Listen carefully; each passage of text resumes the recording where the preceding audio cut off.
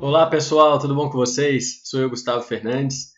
Estou muito feliz em gravar essa aula agora. Trata-se da aula 6. A gente vai falar de agentes públicos e é a aula que eu mais gosto de gravar, de lecionar no âmbito do direito administrativo. A aula de agentes públicos é muito bacana porque tem muito conteúdo, vai ser grande, né? Eu vou gravar várias partes, não sei quantas ainda, vamos ver como é que vai ser o andamento. Mas o principal, tirando a parte teórica, né, está na Constituição Federal. E como vocês sabem, eu sou apaixonado pelo direito constitucional.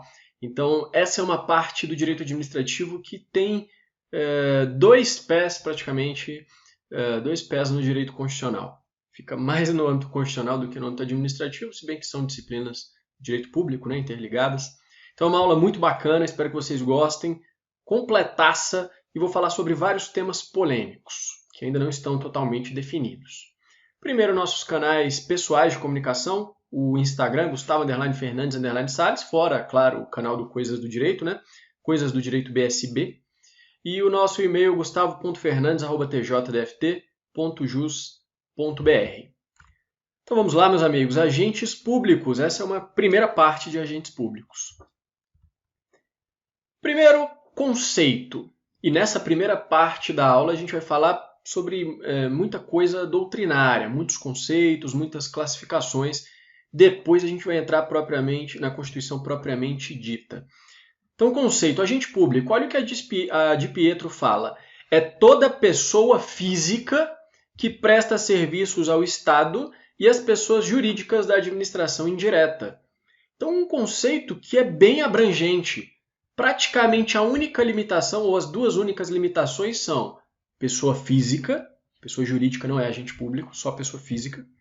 E o segundo é que tem um vínculo, presta serviços ao Estado, ou a pessoa, e Estado nesse sentido estrito, entendido como administração pública direta, né, as pessoas políticas e seus órgãos que compõem a administração pública direta, e entre pessoas jurídicas da administração indireta. Então, administração pública direta e indireta. Pessoa física que tem esse vínculo com a administração pública. Qualquer um que se enquadre nesse conceito é um agente público. Veja que agente público, então, é um gênero do qual decorrem diversas espécies, como a gente vai ver. Esse conceito amplíssimo é adotado pela Lei 8429, a Lei de Improbidade Administrativa, que lá no artigo 2º diz: reputa-se agente público, para os efeitos desta lei, todo aquele que exerce, ainda que transitoriamente, então ainda que só por um tempo, ainda que sem remuneração, ainda que não receba nada por isso, por eleição, nomeação, designação, contratação ou qualquer outra forma de investidura ou vínculo, mandato, cargo, emprego ou função nas entidades mencionadas no artigo anterior. Então, exerce mandato, cargo, emprego, função por qualquer tipo de investidura, será um agente público. E quando se fala no artigo anterior, fala-se do artigo 1º, que vai falar da administração direta e indireta de quaisquer dos poderes da União, dos Estados do DF e dos municípios. Primeiro ponto. Nem todos os doutrinadores fazem isso, mas alguns fazem. Separam os agentes públicos de fato dos agentes públicos de direito. Os agentes públicos de fato seriam aqueles que exercem alguma função pública por uma situação excepcional ou em virtude de erro, como a gente vai destacar daqui a pouco, sem que tenha havido uma investidura dentro do procedimento legalmente exigido. Então não houve observância do procedimento legal para a investidura. Por quê? Porque era uma situação excepcional, emergencial, ou por conta de algum erro. E o outro grupo é o grupo dos agentes públicos de direito. São os que têm uma relação jurídica válida com o poder público porque foram regularmente investidos no cargo, no emprego, na função, no mandato, enfim. E aí um quadrinho no finalzinho da tela, agentes de direito. Desempenham funções públicas para as quais foram regularmente investidos. Agentes de fato. Desempenham funções públicas sem regular investidura. Então, na investidura é que está a diferença entre agentes de fato e de direito. Vamos começar falando dos agentes de fato. De vez em quando eles caem em prova. Agentes de fato são aqueles que não têm investidura regular, mas exercem uma função pública em nome do Estado por conta de uma situação excepcional sem prévio enquadramento legal, é o que fala o professor José dos Santos Carvalho Filho. E aí são duas as espécies de agentes de fato: os agentes necessários e os agentes putativos. Agentes necessários, olha aí comigo na tela, aqueles que praticam atos em situações excepcionais, geralmente de emergência, em colaboração com o poder público. Fala-se, o professor Diogo de Figueiredo Moreira Neto, ele fala em estado de necessidade público, né? Um estado de necessidade que é público, como chuvas torrenciais, enchentes, e há quem cite o socorro a uma parturiente, como uma hipótese de agente necessário.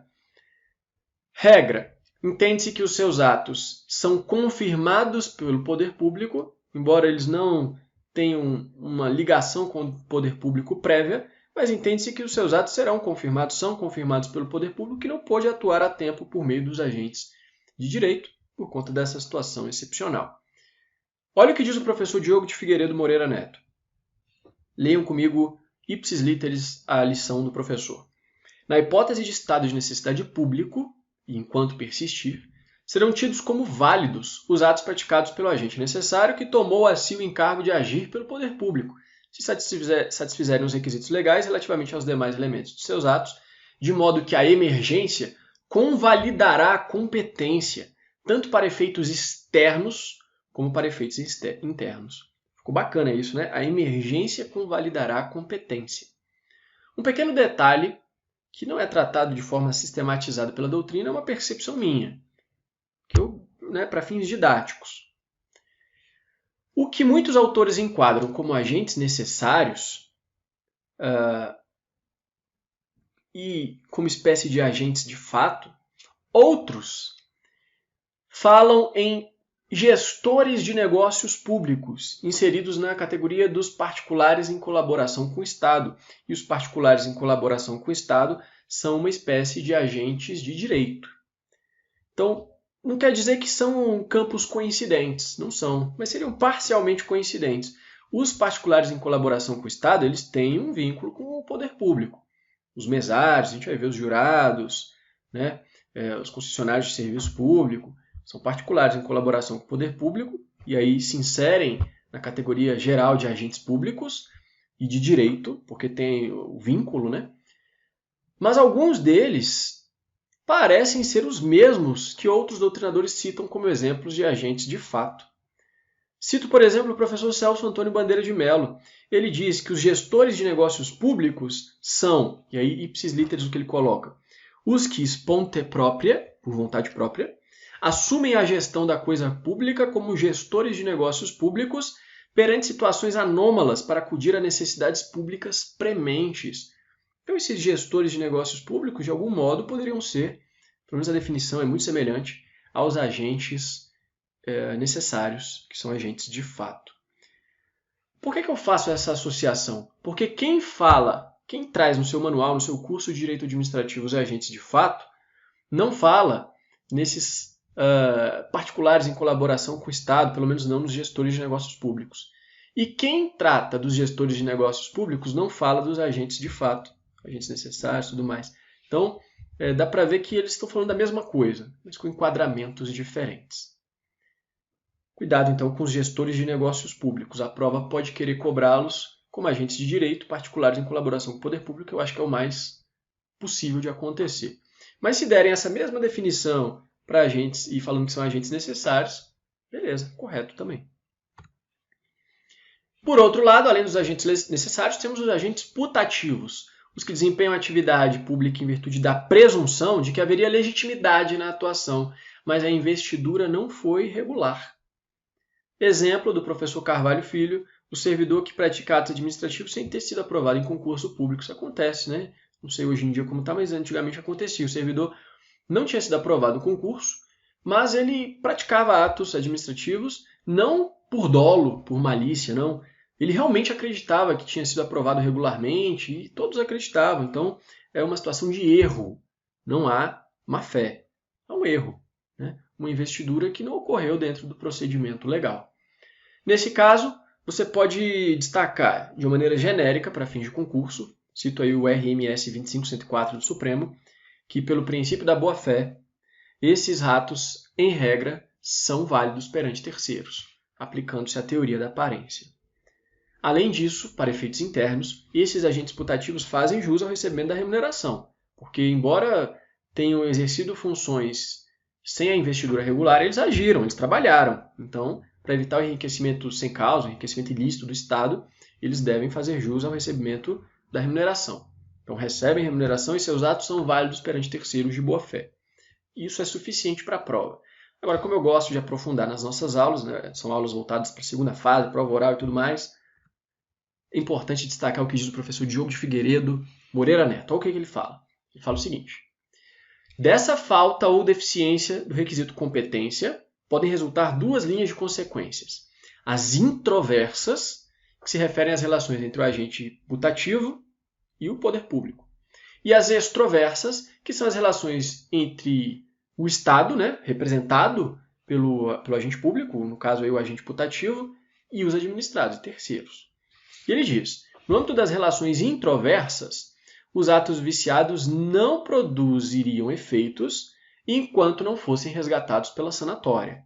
Então, a princípio, eles não produzem efeitos, a não ser que haja uma convalidação, ressalvada a percepção da remuneração, já que o Estado não pode enriquecer ilicitamente. Então, foi exatamente o que eu falei antes, mas agora de uma linguagem um pouco mais técnica, mais aprofundada. Só recebe o salário. Os demais efeitos internos até podem ocorrer, caso sejam convalidados. Externamente, porém, em razão da boa-fé presumida dos administrados, todos os efeitos são produzidos. Só não haverá produção dos efeitos externos se houver a prova, e aí tem que provar, porque presume-se o contrário, né? Presume-se a boa-fé. Se provar que houve um conluio por parte do administrado ou má-fé, né? Que é tipo um conluio também, mas não pressupõe que no caso da má-fé pode ser só dele, né? Um conhecimento pré-existente da situação, mesmo assim ele se aproveita disso, ou um erro grosseiro. Se for o caso também de erro grosseiro, aí não produzem os efeitos, não são produzidos os efeitos. Olha como isso já foi cobrado em prova da banca CESP. Pedro, após ter sido investido em cargo público de determinado órgão, sem a necessária aprovação em concurso, praticou inúmeros atos administrativos internos e externos. Pedro é considerado agente putativo, e ainda que não tenha sido investido legalmente, deverá receber remuneração pelos serviços prestados no órgão. Perfeito, então a prova não vai citar o Diogo de Figueiredo Moreira Neto, que foi só para deixar bem, né, um negócio bem amarrado. Basta você saber que ele vai receber a remuneração e que, pela boa-fé, em regra, vai produzir efeitos externos.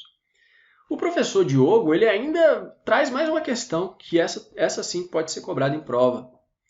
Ele diz, não se pode confundir o agente de fato, que é aquele que exerce uma função pública, tal como se esperaria de um agente de direito, né, no atendimento do interesse público, com a figura do usurpador, que é aquele que se apodera da função pública por fraude ou por violência, para satisfazer o interesse privado e não o interesse público.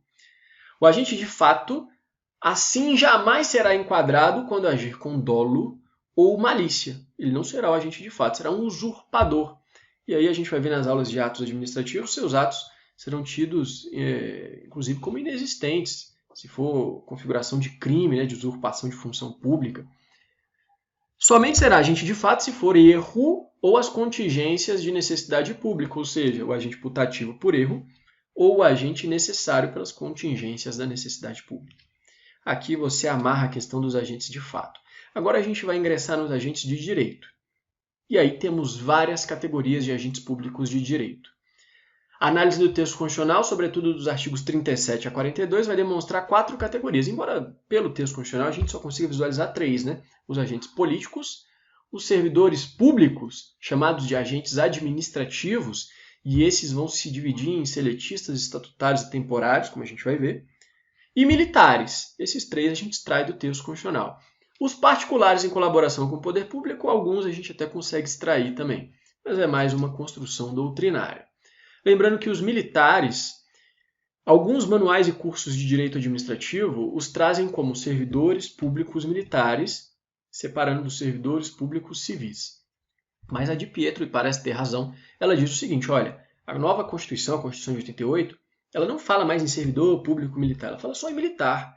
Então, servidor público são os servidores públicos civis, E militares não são mais servidores públicos militares, são os militares que têm um regime próprio. Não precisa mais fazer essa distinção, mas tem manual e curso que faz. Todos esses 4 que estão citados aí na tela, todos eles, têm algumas características em comum. Primeiro, estão sujeitos ao disposto no artigo 37, parágrafo 6º, que enseja a responsabilidade objetiva do Estado pelos danos que eles, agentes públicos, causarem nessa qualidade, enquanto exercendo as funções do poder público, cabendo a ação regressiva se tiverem agido com dolo ou culpa.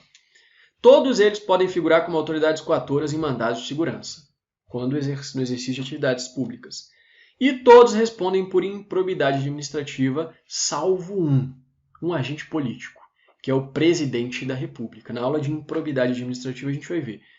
Todo mundo responde, todo agente político pode responder por improbidade, mas o presidente da República não. Ele fica de fora, o Supremo já definiu. Vamos ver como isso foi cobrado em prova? 2 questõezinhas aqui. FCC analista. É característica comum aos servidores ocupantes de cargos públicos efetivos e de empregos públicos, aqui delimitou, né? O enquadramento no conceito de agente público para fins de tipificação de ato de improbidade. Correto. Também, uma prova da VUNESP para cartório, a seguinte assertiva foi considerada errada. As pessoas jurídicas podem ser agentes públicos. Cuidado, pessoas jurídicas não. Só pessoas físicas, como a gente falou no comecinho. Então vamos estudar essas 4 espécies de agentes públicos de direito, começando pelos agentes políticos. Aqui há uma divergência séria na doutrina a respeito de quem são os agentes políticos. Uma primeira corrente diz, e ela parece ser majoritária na doutrina, que agente político só é aquele que exerce uma função de governo, entendido em um sentido estrito, uma função política, sendo eleitos para um mandato. E aí eles seriam aqueles que são eleitos, os chefes do executivo, presidente, governador, prefeito, os seus auxiliares, que embora não sejam eleitos diretamente pelo povo, mas também, né, são tranquilamente enquadrados como exercentes de funções políticas, os ministros de Estado, secretários estaduais, municipais, e os parlamentares, senadores, deputados federais, estaduais, distritais, vereadores. Para uma primeira corrente, somente esses são agentes políticos. É uma corrente mais restritiva. Cito a de Pietro e o Carvalho Filho como principais expoentes, mas há vários outros. Segunda corrente, Willy Lopes Meirelles defende. Estão incluídos na noção de agentes políticos todos aqueles que exercem atribuições constitucionais no governo em sentido amplo, inclusive membros da magistratura, do Ministério Público e dos tribunais de contas. Professor, na doutrina você já falou, parece prevalecer a primeira corrente. A gente vai ver como o Supremo se posiciona. Mas antes disso, deixa eu falar um pouquinho sobre isso, a minha visão, baseada, em, claro, também em alguns doutrinadores. Só para você poder discutir isso em uma prova oral, uma prova subjetiva.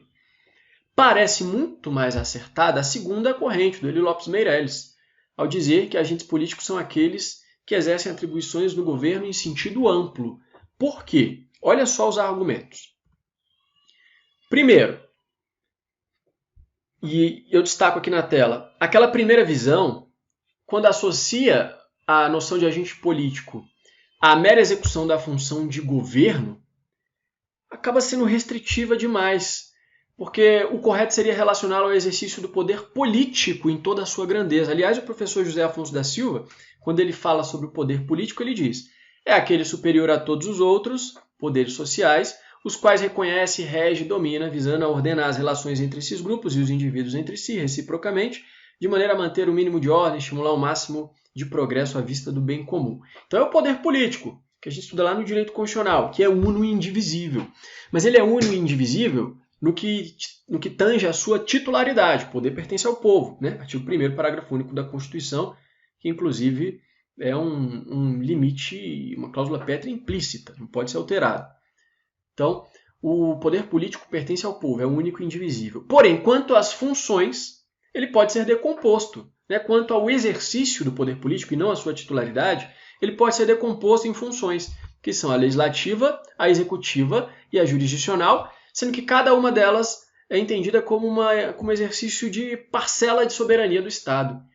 Então, quando se exerce a função jurisdicional, está se exercendo uma parcela da soberania do Estado, é um poder político, em sentido amplo. E todos os que exercem essa parcela de soberania para atender os fins superiores do Estado devem ser reputados agentes políticos. Então, um conhecimento do que é o poder político já te traz essa vertente mais ampla. Segundo ponto, e o professor Eli Lopes destaca: os agentes políticos são os que atuam com plena liberdade funcional, desempenhando suas atribuições com prerrogativas e responsabilidades próprias, que são estabelecidas na Constituição e em leis especiais. Então, todos aqueles agentes que têm responsabilidades especiais, algumas prerrogativas, eles devem ser entendidos como agentes políticos. E aí entram os membros da magistratura, do Ministério Público. São essas normas que tratam de todos esses agentes. Tratam da sua escolha, da investidura, da conduta, processo por crimes funcionais e de responsabilidade, que lhes são privativos. Exercem suas funções com independência, conduzindo negócios públicos. Então, o juiz, ao solucionar a lide, o litígio, ele está conduzindo os negócios públicos, agindo com independência, típico de um agente político. Esse ponto aqui, para mim, ele elimina a primeira corrente já. A Constituição, quando fala em responsabilização política, ela diz que podem ser responsabilizados politicamente por crimes de responsabilidade. Prefeitos, presidente da Câmara Municipal, presidente e vice-presidente da República, ministro de Estado, comandante das Forças Armadas, negrito aí na tela, membros do Judiciário, em todas as instâncias, inclusive o CNJ, membros do Ministério Público, do CNMP, membros dos tribunais de contas, chefes de missão diplomática, governadores. Então, se o agente responde por crime de responsabilidade, que é uma infração político-administrativa, como é que ele não é reputado agente político? Se ele responde por crimes e infrações políticas. Estranho, né? Falar que ele não é um agente político se ele responde politicamente, na esfera política. Outro argumento matador, um quarto argumento. O artigo 37, inciso 11 da Constituição, ele fala da remuneração do serviço público, né? Para os agentes públicos. E ele fala o seguinte: quando ele estabelece lá a remuneração, o teto e tudo mais, ele menciona os membros de qualquer dos poderes, então dos 3 poderes, os detentores de mandato eletivo e os demais agentes políticos. Então essa expressão, os demais agentes políticos, quer dizer que os que ela citou anteriormente são agentes políticos, né? Inclusive os membros de qualquer dos 3 poderes, não só do executivo e do legislativo. Além disso, quando fala em demais agentes políticos, dá a entender que existem outros, né? Demais agentes políticos, então há outros. Com isso, meu amigo, não teria muito o que conversar. A própria Constituição, a interpretação sistemática da Constituição demonstra que membros do Ministério Público, dos tribunais de contas, da magistratura são agentes políticos, sim. Para fins de concurso, depois de tudo que eu falei, o que interessa agora? Como a questão doutrinária é controvertida, os concursos não vão cobrar o que a doutrina entende. Eles vão querer o que o Supremo já definiu. Para concursos, o Supremo definiu já em um julgado, RE 228977, que os membros da magistratura são agentes políticos. E olha só, ipsis literis, como eles pegaram a lição de Eli Lopes Meireles. Olha só, olhei com vocês. Os magistrados enquadram-se na espécie agente político, investidos para o exercício de atribuições constitucionais, sendo dotadas de plena liberdade funcional no desempenho de suas funções, com prerrogativas próprias e legislação específica. Falou das prerrogativas, da independência, do exercício de atribuições constitucionais. Né? Resumiu mais ou menos esses argumentos que a gente falou, embora sem citar a interpretação sistemática da Constituição. Agora, cuidado! Quanto aos membros dos tribunais de contas, há um julgado do Pleno do Supremo, a reclamação 6702, né? 6.702, uma medida cautelar, agravo regimental, em que o Supremo mencionou que esses membros das Cortes de Contas são integrantes de cargos de natureza administrativa, então são agentes administrativos, servidores públicos, e não agentes políticos. Anote aí. Beleza, sobre agentes políticos é mais a discussão sobre quem se enquadra ou não, já que a questão dos crimes de responsabilidade a gente estuda nas aulas de direito constitucional. Os militares, o que tem para falar sobre eles em provas de direito administrativo? Primeiro, são pessoas físicas, né, agentes públicos são pessoas físicas, que ou prestam serviços às Forças Armadas, e aí o regramento está lá no artigo 142, então no âmbito da União, são os militares das Forças Armadas, ou que prestam serviços à Polícia Militar e ao Corpo de Bombeiros Militar dos Estados. Aí vem os militares estaduais, distritais. Eles têm um regime jurídico próprio, que é disciplinado em lei específica, para provas de direito administrativo. Você não vai precisar estudar a legislação própria dos militares, a não ser que seja algum concurso para algum cargo específico, né? Se não for, você não precisa saber da legislação específica, basta saber o que está na Constituição sobre os militares. O que a Constituição traz sobre eles. O artigo 42, parágrafo 1º, diz que se aplicam, primeiro o 42, que vai falar dos militares estaduais. Se aplicam aos militares nos estados, DF, territórios, além do que vier a ser fixado na lei específica, as disposições do 14, parágrafo 8º, condições de elegibilidade, que a gente estuda em direitos políticos, lá no direito constitucional. O artigo 40, parágrafo 9º, que vai falar da contagem do tempo de contribuição. E manda aplicar o que tem lá no artigo 142, parágrafo 2º, também para o âmbito estadual, que veda habeas corpus em relação a punições disciplinares militares. Mas lá na aula de remédios constitucionais, lá no direito constitucional, a gente aprende que, embora a Constituição vede expressamente a HC em relação a punições disciplinares militares, essa vedação só vale para questões relacionadas ao mérito, que envolve hierarquia e disciplina tipicamente militar. Não dá para o juiz se imiscuir nesse mérito. Mas em relação a pressupostos de legalidade, é possível o controle via HC, via habeas corpus. Então, o militar sofreu uma pena de detenção lá no quartel porque praticou uma falta, sendo que a legislação diz que aquela falta não é punida com detenção. Questão de legalidade. O militar foi punido por alguém que não é competente para lhe aplicar a sanção, a penalidade. Legalidade.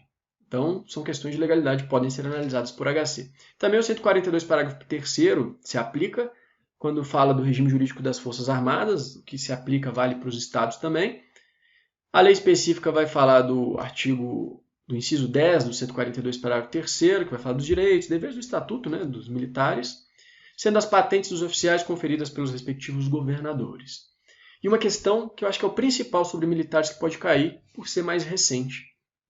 A emenda 101 de 2019, ela incluiu o parágrafo 3º no artigo 42 e determina que seja aplicado aos militares dos estados, DF, territórios, aquela vedação que está no artigo 37, inciso 16, que a gente vai ver na parte 2 dessa aula de agentes públicos, que trata da vedação de acumulação remunerada de cargos, empregos e funções públicas, mas confere 3 exceções, lembra? Professores, profissionais de saúde, tal, que a gente vai ver. Essas exceções são permitidas para os militares, tanto a vedação quanto as 3 exceções. Cuidado com isso aí. E aos militares da União, aí o tema, o regramento está lá no artigo 142, o parágrafo 3º vai dizer o que tem de principal. Tem mais coisa, outros assuntos, mas o que tem de principal? Ao militar são proibidas a sindicalização, a greve, a filiação a partidos políticos enquanto na ativa. A eles se aplicam diversos direitos sociais lá do artigo 7º, 13º, salário família, 1/3 de férias, licença gestante, paternidade, assistência gratuita aos filhos até os 5 anos, em creches e pré-escolas, vedação de vinculação e equiparação de espécies remuneratórias para efeito de remuneração de pessoal, acréscimos, irredutibilidade do subsídio de forma relativa, como a gente vai estudar. E aqui o principal. Lembra que eu falei que para os militares estaduais se aplicam as vedações de acumulação remunerada de cargos, empregos e funções públicas e se aplicam as 3 exceções? Para os militares das Forças Armadas, no âmbito da União, também há a vedação de acumulação de cargos. Mas as exceções, só uma se aplica. Só uma daquelas 3 exceções se aplica. Quando houver compatibilidade de horários, a de 2 cargos ou empregos privativos de profissionais da saúde.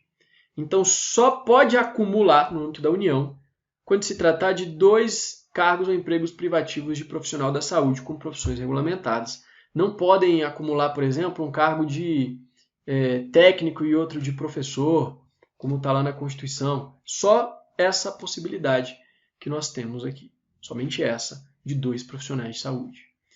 O 143 diz que o serviço militar é obrigatório, mas o parágrafo 2º vai ressalvar mulheres e eclesiásticos em tempos de paz, embora eles possam ser obrigados a outros encargos.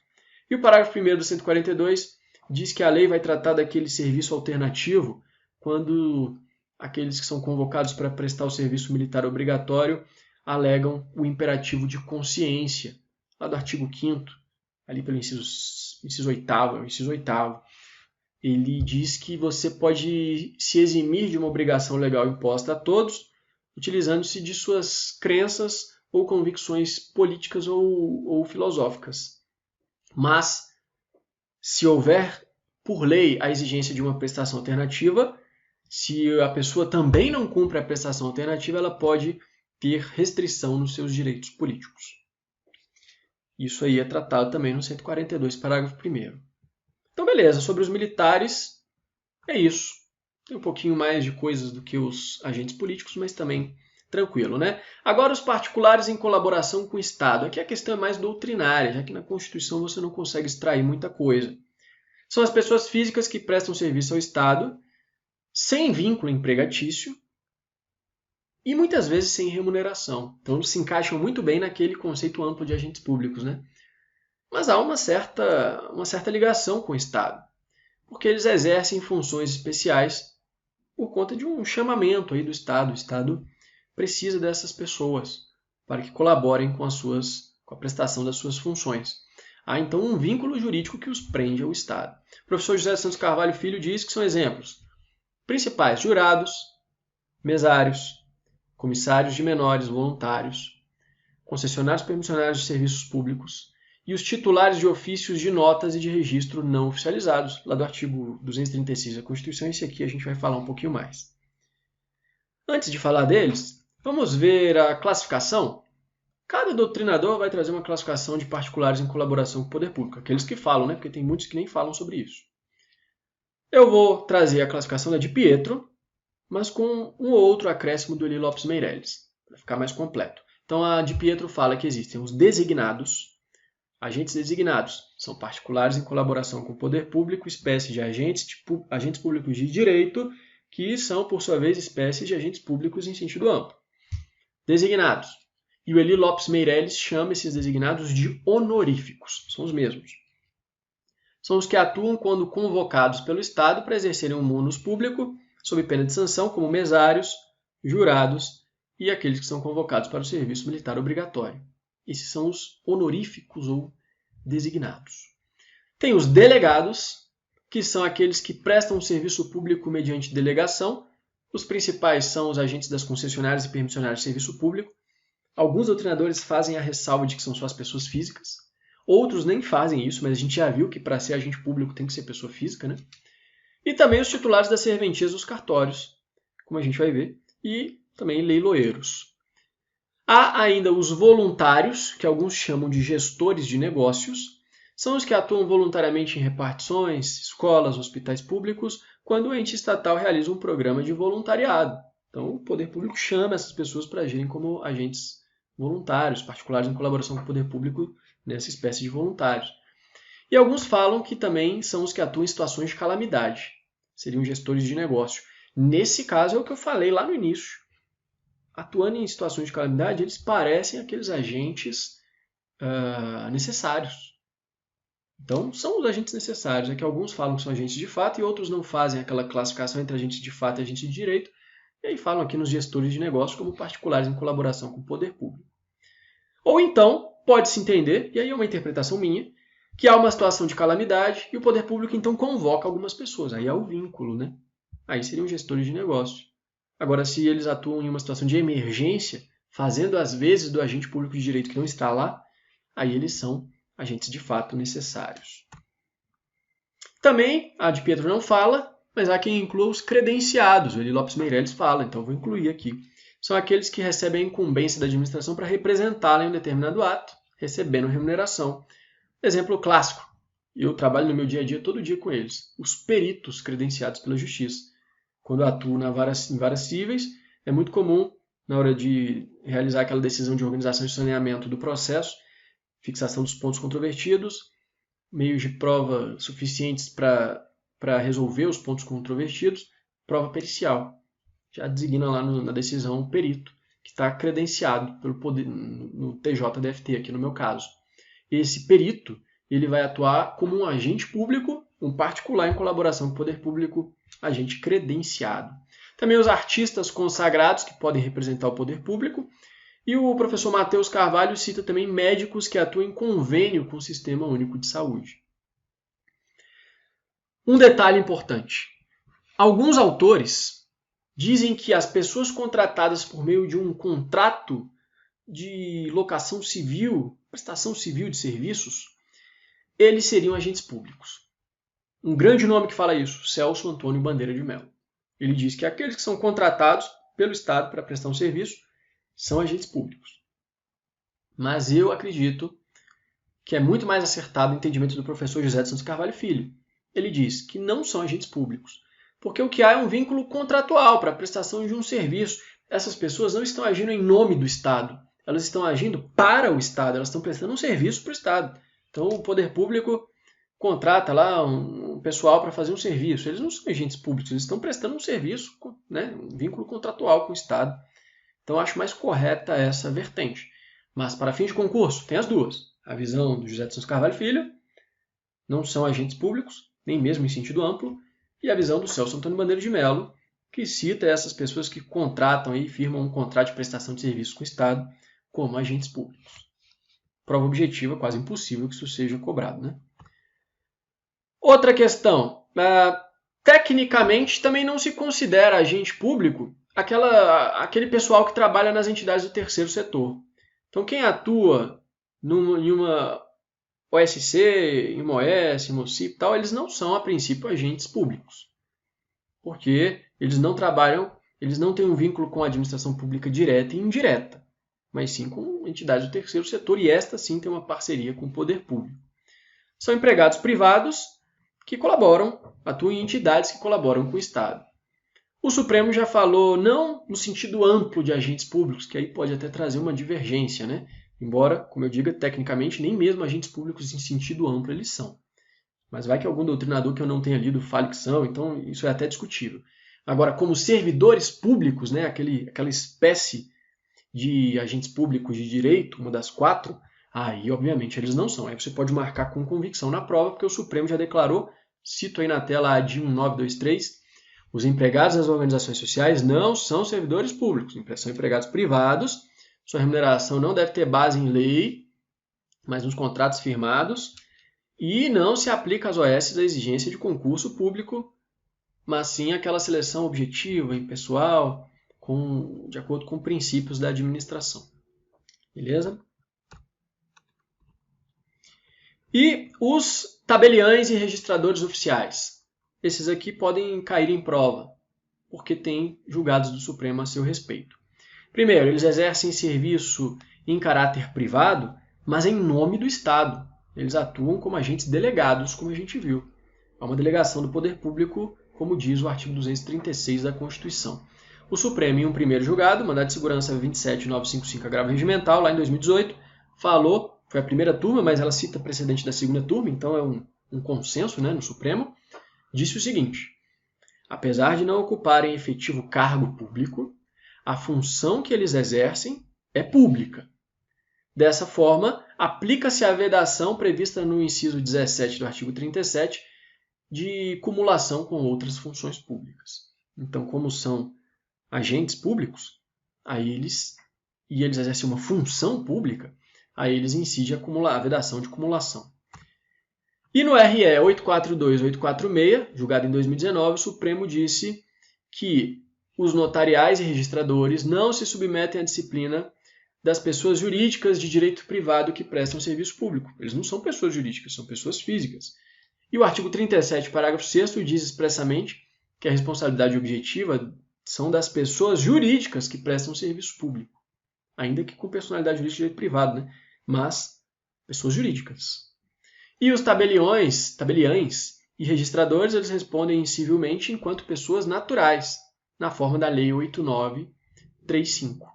E o artigo 22 dessa lei diz o seguinte: os notários e oficiais de registro são civilmente responsáveis por todos os prejuízos que causarem a terceiros por culpa ou dolo. Então, responsabilidade subjetiva para esses caras aí. Pessoalmente, pelos substitutos que designarem, escreventes que autorizarem, assegurado o direito de regresso. Então, eles respondem pessoalmente por responsabilidade subjetiva.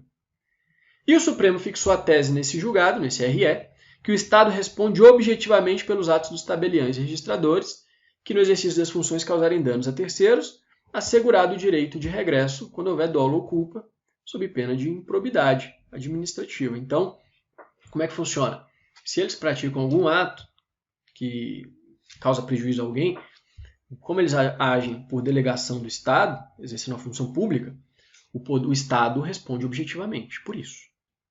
O Estado responde objetivamente e, em ação de regresso, pode se ressarcir dos danos, do prejuízo, né, em face dos tabeliães e registradores, mas aí a responsabilidade é subjetiva. Porque isso, inclusive, não só por conta do dispositivo da Constituição, mas porque a própria Lei 8.935, no artigo 22, diz que eles respondem subjetivamente. Então é só você colocar uma diferenciação na cabeça, né? São duas questões diferentes. A primeira, o Estado responde pelos atos dos tabeliães e registradores, e aí é de forma objetiva. Segunda questão, esses tabeliães e registradores têm responsabilidade subjetiva na forma da Lei 8.935. Eles não têm responsabilidade objetiva porque eles não são pessoas jurídicas, são pessoas físicas. Com isso aí você mata as questões de prova. E os servidores públicos? São a última espécie de agentes públicos de direito. E é aqui que a gente praticamente começa a nossa aula. Porque é aqui que a gente vai tratar de muita coisa. São as pessoas físicas que prestam serviços ao Estado e às entidades da administração indireta com um vínculo empregatício e mediante remuneração.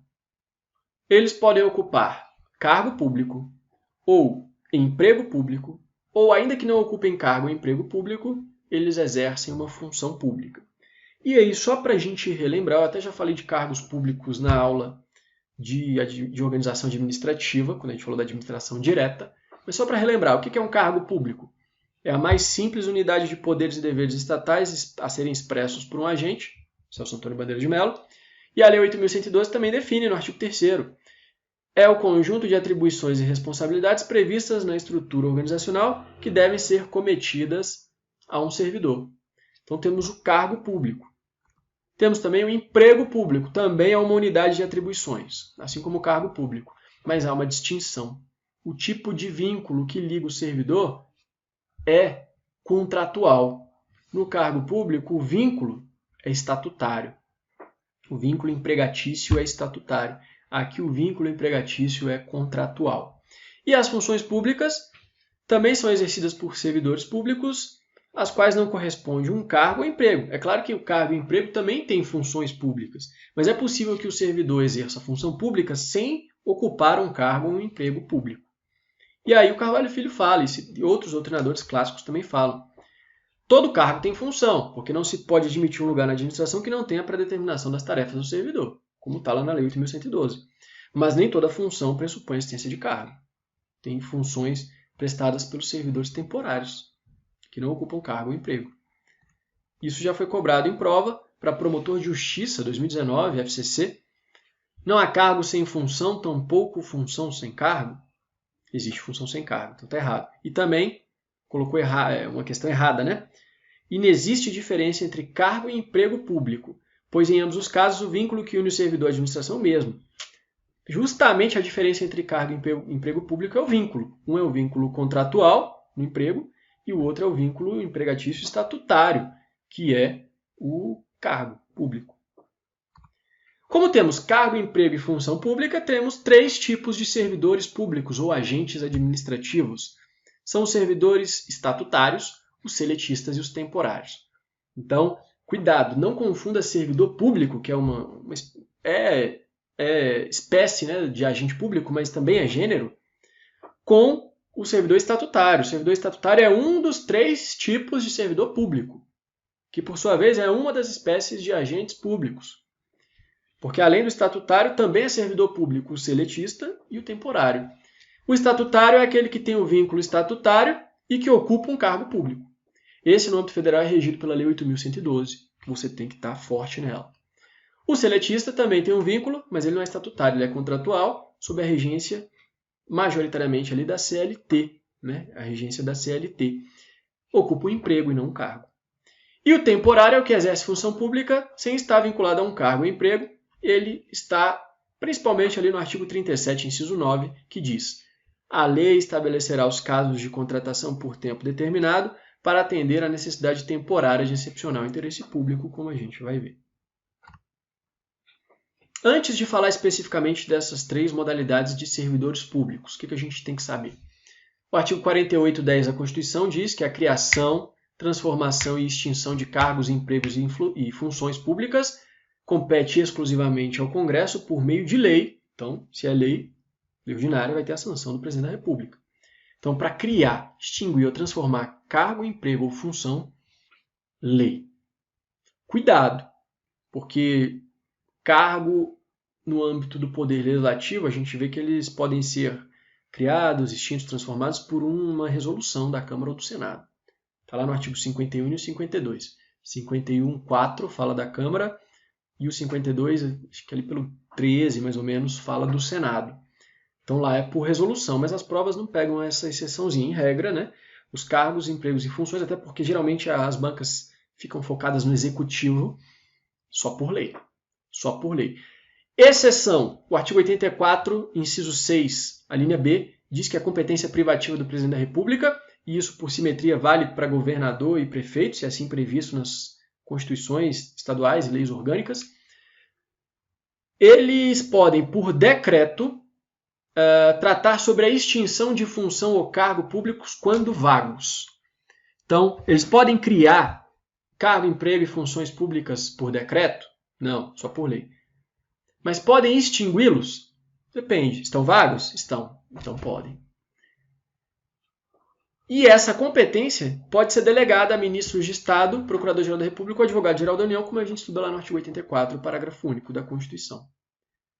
Agora, uma questão, um negocinho, um detalhezinho que a prova sempre cobra, órgãos públicos. Esses aí não podem ser tratados de jeito nenhum por decreto, nem mesmo esse decreto autônomo ou regulamento autônomo. Só por lei. Então, vou criar e extinguir um órgão público? Só por lei. Agora, um cargo ou função, quando vagos, aí o decreto regulamentar, o decreto autônomo ou o regulamento autônomo podem ser suficientes. Antes ainda da gente falar das 3 espécies de servidores públicos, eu quero falar sobre o desvio da função. O desvio da função é um tema tranquilo que tem 2 detalhes que podem ser cobrados na prova. Ocorre o desvio de função pública quando o servidor exerce atribuições não correlatas ao cargo originalmente investido. Então, o servidor público foi investido para um cargo X, mas na prática ele está exercendo atribuições de um cargo Y para o qual ele não tem investidura regular, porque o concurso que ele prestou foi para o primeiro cargo, o cargo X. Quais são as consequências jurídicas disso? É isso que a prova quer saber. Quais são as consequências jurídicas? Primeiro, está sumulado pelo STJ, súmula 378. Ele tem direito a receber as diferenças da remuneração como se estivesse ocupando o cargo em desvio. Então, a súmula diz, reconhecido o desvio de função, o servidor faz jus às diferenças salariais decorrentes. Cargo X era para ele receber 5.000, mas ele está exercendo atribuições do cargo Y, que paga ali a remuneração de 10.000. Ele vai receber, ele tem direito a receber os 10.000. A diferença, porque ele está agindo como se fosse o servidor do cargo Y. Então tem direito à diferença salarial. Mas, segundo ponto, ele não tem direito ao enquadramento no cargo relativo às atividades exercidas em desvio. Ele não pode pedir o reenquadramento, porque isso seria uma burla à regra do concurso público. Ele não pode pedir para ser enquadrado no cargo Y, porque ele não fez concurso para o cargo Y, ele fez para o cargo X. Então ele não tem direito ao enquadramento, mas sim ao recebimento das diferenças salariais. Exemplo de como isso é cobrado em prova. Prova para juiz, TJ São Paulo. O servidor em desvio de função tem direito às diferenças de vencimentos de um e outro cargo a título de indenização, mantido, porém, no cargo efetivo. Perfeito. Tem questão de prova que diz que ele tem direito também a ser enquadrado no cargo cujas atividades em desvio são exercidas. Errado. Vamos falar então primeiro dos temporários, depois dos seletistas e, para fechar essa parte da aula, os estatutários. Temporários, o que você tem que saber é o que está no artigo 37, inciso 9. A lei vai estabelecer os casos de contratação por tempo determinado para atender a uma necessidade temporária e de excepcional interesse público. A lei que trata disso no âmbito federal é a Lei 8745 de 93. Essa lei já é um pouco antiga, né? Tem aí 30 anos, quase 30 anos. Recentemente, eu não coloquei isso aqui no slide, porque a gente não vai estudar a Lei 8745, mas uma medida provisória de 2020, se não me engano é a medida provisória 922, modificou diversos aspectos dessa legislação. Mas como ainda é medida provisória, eu não sei se ela vai ser rejeitada pelo Congresso ou perder a eficácia, melhor não falar. Pode ser que ela seja convertida em lei. Então, você, candidato a concurso público, eu não sei quando que você vai estar assistindo essa aula aqui, fique atento à Lei 8745. O que eu recomendo? Que você dê uma lida, uma passada de olhos, ela geralmente não é cobrada em prova, mas dá uma lidinha e vê lá se a medida provisória, salvo engano, é 922 de 2020, se ela foi convertida em lei. Se ela for convertida em lei, a chance dela cair em prova vai ser maior. Tá? Então dê uma olhadinha. Mas o que interessa aqui, a princípio, para a gente, é que, fazendo um detalhamento, uma decomposição dessa norma aí do artigo 37.9, o que você tem que anotar? O contrato tem que ter prazo determinado. Não pode ser um contrato definitivo. Até porque o nome, né? Servidor temporário. A necessidade tem que ser temporária. Servidor temporário, necessidade temporária. Agora, a função que ele vai exercer pode ser permanente. Não precisa ser temporária. Exemplo, atividade de estatística e pesquisa desenvolvida pelo IBGE. É uma atividade que ocorre o ano inteiro. O ano inteiro tem servidor lá no IBGE, lá na fundação. Mas a intensidade e o volume dessas pesquisas não são os mesmos o ano todo. Tem época do ano que há uma necessidade maior de pesquisas. E aí se permite a contratação temporária nos termos do artigo 37.9 e também da Lei 8745. Então o Supremo definiu aí na ADI 3386 que é possível a contratação de servidor temporário para o IBGE, embora a função que se exerce lá no IBGE seja uma função permanente e não necessária, não temporária. O que é temporário é a necessidade. E por fim, terceiro requisito, tem que haver uma situação de excepcional interesse público. Situações administrativas comuns não justificam a contratação temporária, haverá uma burla à regra do concurso público, do artigo 37.2, será inconstitucional. Outro exemplo que também não se admite contratação temporária é para a função de defensor público. Não só, por vários motivos, existem N outros motivos, a essencialidade da defensoria pública, da instituição, é uma garantia de outras garantias, uma garantia de diversos direitos de acesso à justiça. Então não convive a instituição defensoria pública com funções precárias e temporárias. Por isso não pode admitir advogado temporário. Tem que ser concurso público.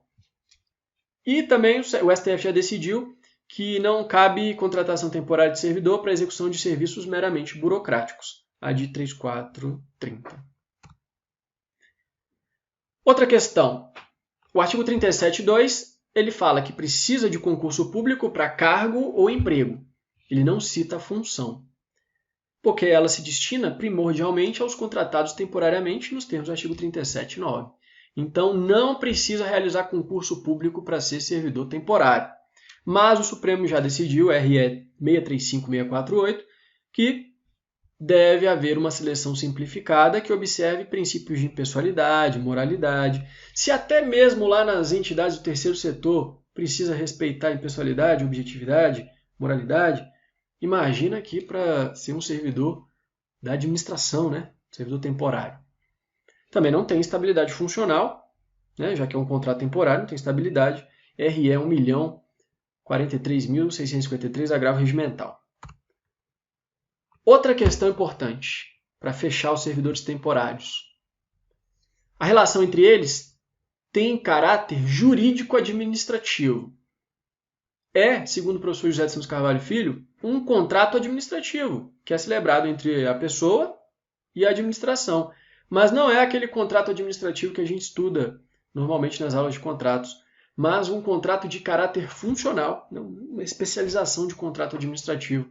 Um contrato administrativo funcional. Mas é um contrato. Por isso, é julgado na justiça comum e não na justiça do trabalho, porque não há uma relação seletista. Não há um vínculo igual dos seletistas. É um contrato jurídico-administrativo, tem um caráter administrativo que foge da questão trabalhista. Não é um contrato de trabalho, não tem um vínculo trabalhista. Está aí na reclamação 7.109, saiu lá no informativo 541 do Supremo. E uma tese para fechar: a contratação por tempo determinado nos termos do artigo 37.9, quando realizada em desconformidade com a norma constitucional, não gera quaisquer efeitos jurídicos válidos em relação aos contratados, com exceção do quê? Da percepção do salário, referente ao período trabalhado, e nos termos do artigo 19-A da Lei 8.036 de 90, ao levantamento dos depósitos de FGTS. Então veja, é exatamente o que a gente falou lá para os agentes de fato, né? No âmbito interno não gera quaisquer efeitos, salvo se houver a sanatória.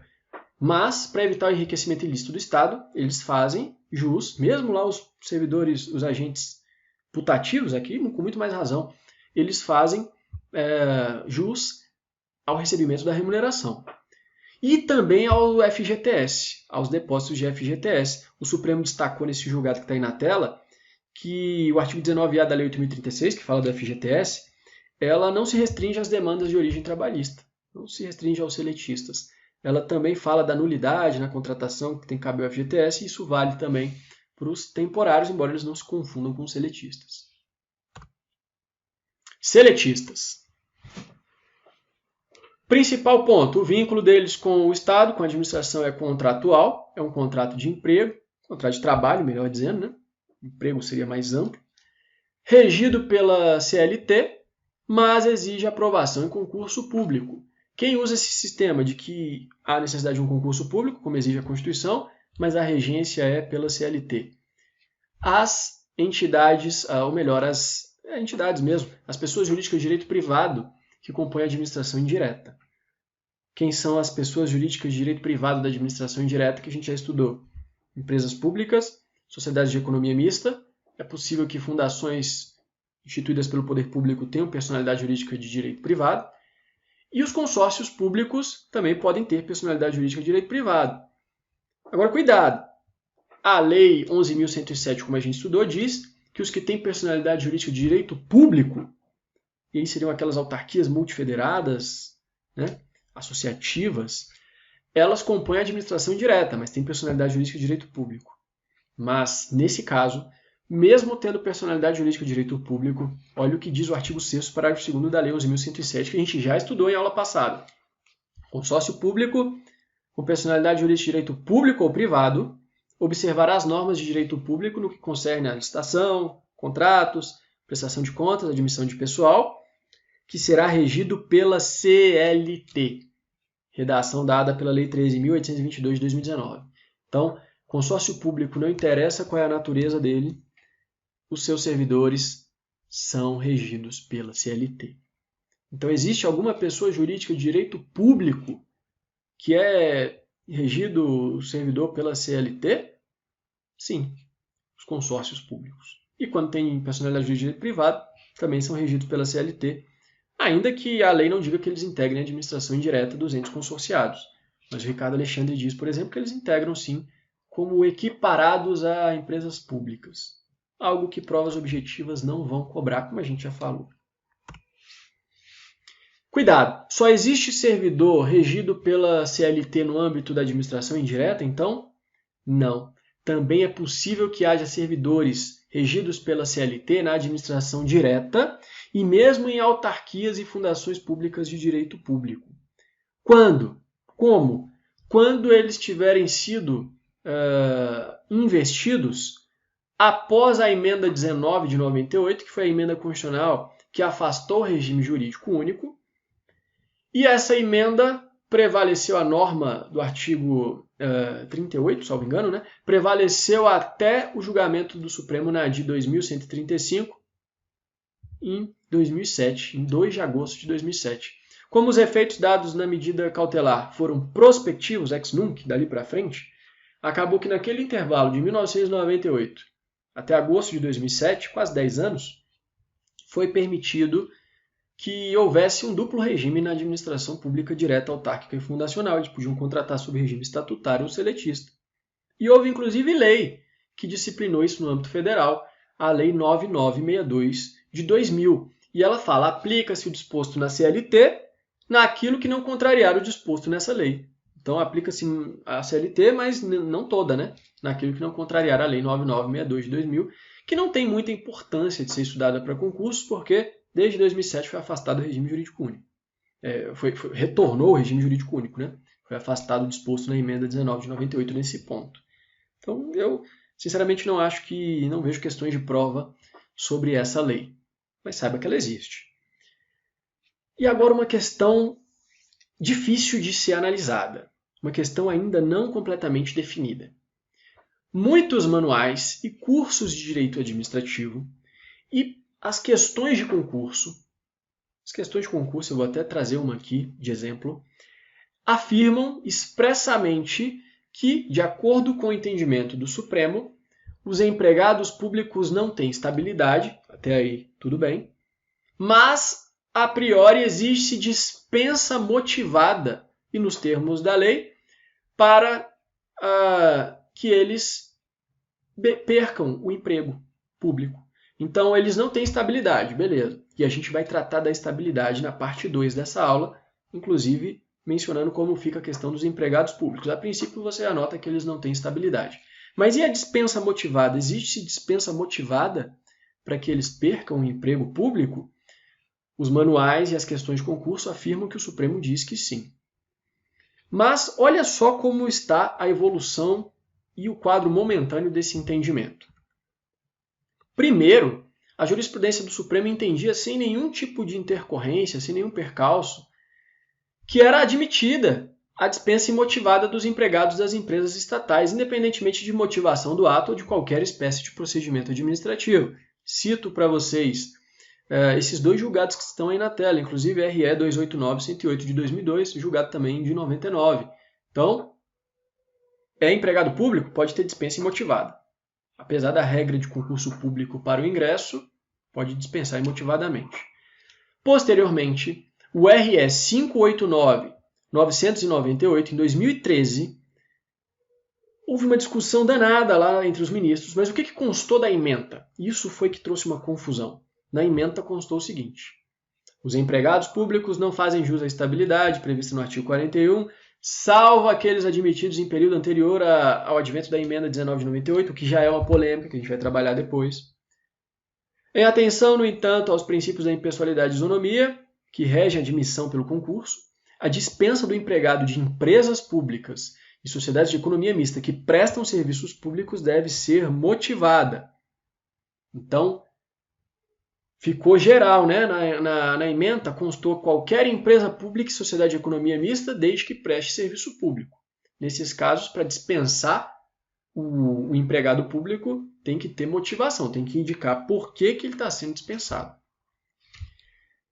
E constou que as entidades que prestam serviço público não são alcançadas pelo 173, parágrafo 1º, que fala das estatais que exercem atividade econômica em sentido estrito.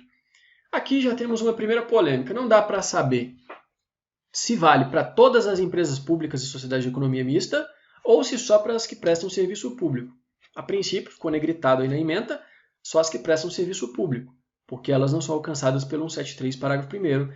Mas em vários momentos do inteiro teor do acórdão, alguns ministros falam que o que interessa é que eles foram admitidos por concurso.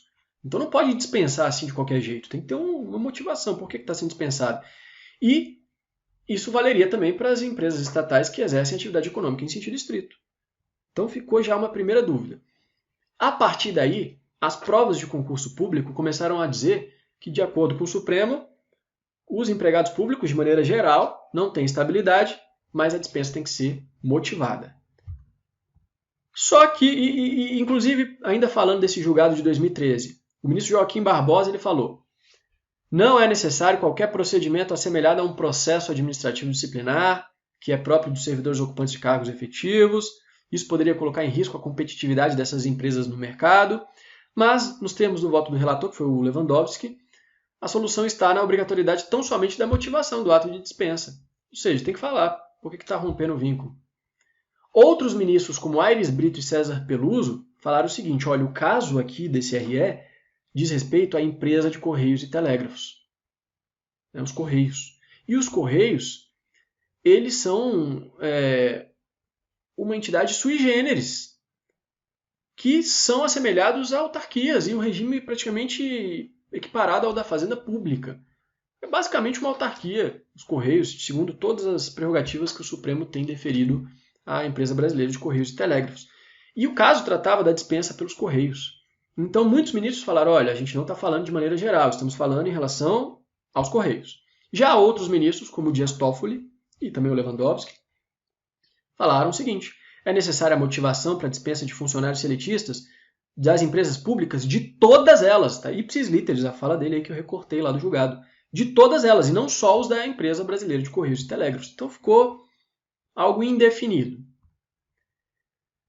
Anos depois, 5 anos depois, nos embargos de declaração nesse mesmo RE, julgados em outubro de 2018, o relator foi o ministro Barroso, não foi mais o Lewandowski, porque ele estava na presidência, salvo engano, tinha alguma questão que ele teve que redistribuir, então ficou para o Barroso.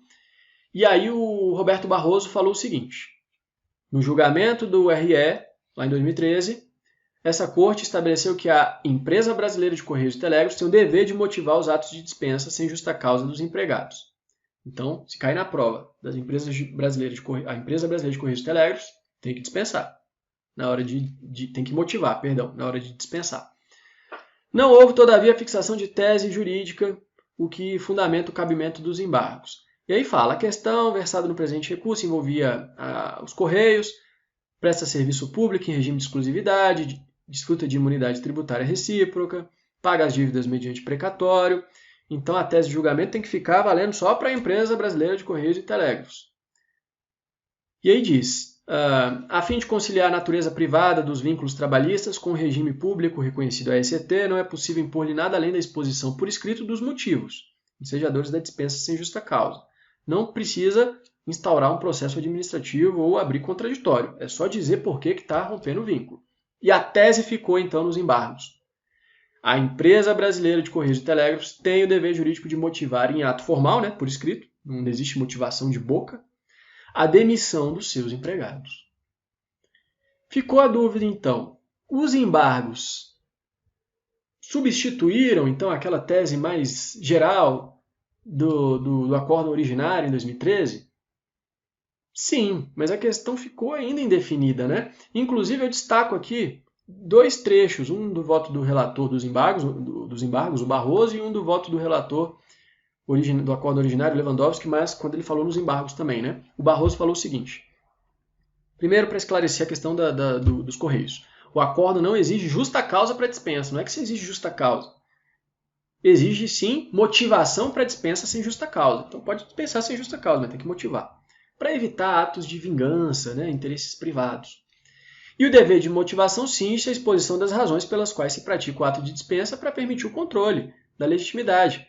Mas não se exige instauração de processo administrativo ou contraditório, como a gente já falou. E o Lewandowski falou, o ministro Barroso gentilmente até me consultou antes de proferir o voto, e eu acedi, né, eu concordei, no sentido de que estaria concordando em limitar a conclusão dessa decisão apenas aos Correios, e permitindo que as demais empresas públicas e sociedades de economia mista, eventualmente no futuro, possam vir ao Supremo, justamente com base na ratio decidendi do nosso acordo, obter uma solução semelhante. Então ele já adiantou, como ele já tinha adiantado antes, né? Vale para todas, e não só para os Correios, mas isso não ficou definido. E aí, essa era a questão até dezembro de 2018, quando no dia 13 reconheceu-se nos termos do voto do Alexandre de Moraes a repercussão geral no recurso extraordinário 688.267. E reconheceu-se então a repercussão geral sobre, ipsis literis, a questão acerca da necessidade de motivação para a dispensa de empregados das empresas públicas e sociedades de economia mista admitidos por concurso. No momento que eu gravo esta aula, ainda não há o julgamento do RE 688/2067. Então, o que eu recomendo para você, candidato? Se cair na prova a questão da EBCT, tem que motivar a dispensa. Não precisa de contraditório nem de procedimento formal. As demais empresas públicas e sociedades de economia mista. Não tem decisão, não tem definição. Vai definir o dia que sair. O resultado desse julgado vai sair aí, tudo que é site, Instagram, vai sair em todo lugar, então você com certeza vai ter acesso a isso. Agora, até lá, as provas ainda estão cobrando a regra como se fosse regra geral. Ainda estão cobrando. Antes de falar no âmbito doutrinário, olha só aqui, por exemplo, uma questão de 2019, da VUNESP, para cartório. Os empregados públicos seletistas não gozam de estabilidade. Beleza. e podem ser demitidos por decisão imotivada. Errado, a prova vai cobrar sim, de maneira genérica. Tem que ter decisão motivada. Na doutrina? Bom, na doutrina, quem parece ter a razão, na minha opinião, é o professor Celso Antônio Bandeira de Mello. Ele diz que a motivação deve ser exigida de todas essas empresas estatais da administração indireta, de todas. Olha o que ele diz. Assim como não é livre a admissão de pessoal, tem que ter o concurso, né? Também não se pode admitir que os dirigentes tenham o poder de desligar seus empregados com a mesma liberdade que faria o dirigente de uma empresa particular. É preciso que haja uma razão prestante para fazê-lo, não se admitindo caprichos pessoais, vinganças ou quaisquer decisões movidas por mero subjetivismo. Então é o mesmo que vale lá para os Correios, né? A ratio decidente, tem razão Lewandowski, vale para todas. Não é porque a empresa de Correios e Telégrafos tem um regime equiparado ao da Fazenda Pública. Nesse caso, essa não é a razão. Com efeito, a empresa estatal é entidade preposta a objetivos de interesse a toda a coletividade. Logo, para despedir o empregado, é preciso que tenha havido um processo regular, e ele inclusive fala mais, ele fala que tem que ter um processo com direito à defesa, para apuração da falta ou da inadequação às atividades, então ele até extrapola aqui, né? Desligamento efetuado fora das condições é nulo. O empregado, se necessário, recorrerá às vias judiciais trabalhistas, devendo ser reconhecido o direito à reintegração, e não meramente a compensação pela despedida injusta. Beleza. E, meus amigos, para a gente encerrar essa nossa parte da aula, os estatutários. A maior parte das normas sobre os servidores estatutários está na Constituição, a gente vai ver no bloco 2, na parte 2. A princípio, o que você precisa saber? O vínculo é estatutário, como o nome diz, decorre da lei. É de competência privativa do chefe do Executivo a iniciativa da lei que dispõe sobre o regime jurídico dos servidores públicos, no âmbito federal, iniciativa privativa do Presidente da República, no estadual do governador, no municipal do prefeito. Agora, cuidado, isso no âmbito do Executivo, né? Embora as questões cobrem de maneira geral, porque no Judiciário vai ser o Tribunal que vai ter iniciativa. No Legislativo vai ser a Câmara ou o Senado, no âmbito federal, por meio de uma resolução, inclusive. A lei é ordinária, a Constituição do Estado não pode tratar desse tema por lei complementar, porque o Supremo, no informativo 962, pacificou que quando a Constituição Federal não exige lei complementar, as demais constituições também não podem exigir, tá? Só nas hipóteses constitucionais. Então, uma simetria impositiva, e isso foi uma viragem jurisprudencial, porque antes o Supremo admitia. A partir do informativo 962 não pode mais. Então, sempre por lei ordinária. E o Supremo pacificou que, respeitada a garantia da irredutibilidade de vencimentos, o servidor público não tem direito adquirido a regime jurídico ou fórmula de composição de remuneração, já que a lei é válida para todos e pode ser alterada. Então, o servidor público não tem direito a que se mantenha o mesmo regime. O legislador pode mudar a lei e, se ele não tiver preenchido as condições necessárias para o exercício de algum direito, ele não terá direito adquirido, terá a mera expectativa de direito e pode ser atingido. E para fechar de verdade agora, os conselhos profissionais. A gente já estudou que eles são autarquias, né? São autarquias com personalidade de direito público, portanto, e o regime de pessoal tem que ser, no âmbito federal, 8.112, tem que ser o regime estatutário, ADI 1717, que foi polêmico no passado, hoje em dia, desde 2002, o Supremo já pacificou, tem que ser o regime estatutário, a lei até depois foi alterada para se compatibilizar com o entendimento supremo. A exceção, como a gente já viu, é a OAB, porque ela não faz parte da administração indireta, então é uma entidade sui generis, que não precisa de concurso público, seus empregados são privados. Meus amigos, a gente termina essa primeira parte, então. Voltamos posteriormente com a parte 2.